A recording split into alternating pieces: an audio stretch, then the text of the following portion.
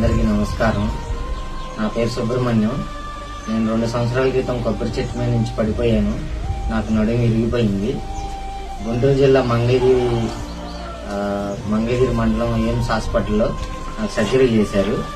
నడుము విరిగిపోవడం వల్ల లోపల నాకు రాడ్లు వేశారు. అయితే ఎన్నుపాముకి బాగా దెబ్బ తగలటం వల్ల స్పర్శ కోల్పోయాను. 2 సంవత్సరాల నుంచి ఇలాగే మంచంలో ఉండి ఇక్కడే ఇలా బాధపడుతూ ఉంటున్నాను. ఇలా జరుగుతున్న సమయంలో యూట్యూబ్ ఛానల్లో రమ్య అక్క గారు కనిపించి నా పరిస్థితిని నేను చెప్పుకున్నాను. 2 నెలల క్రితమే మేడం గారు రాకపోయినా సరే నా పరిస్థితి, నా బాధ అర్థం చేసుకుని నా మందుల నిమిత్తం 3,500 రూపాయలు నాకు ఫోన్ పే చేశారు.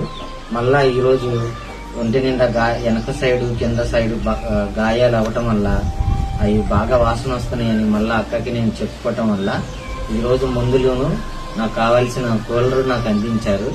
తన ఆలోచన ఒకటే, రమ్య అక్క గారిది, మార్శెట్టి రమ్య అక్క గారు అని పేరు.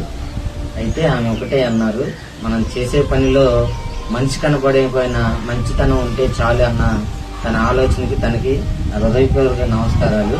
తనని, తన కుటుంబాన్ని దేవుడు ఎప్పుడూ చల్లగా చూడాలని కోరుకుంటున్నాను.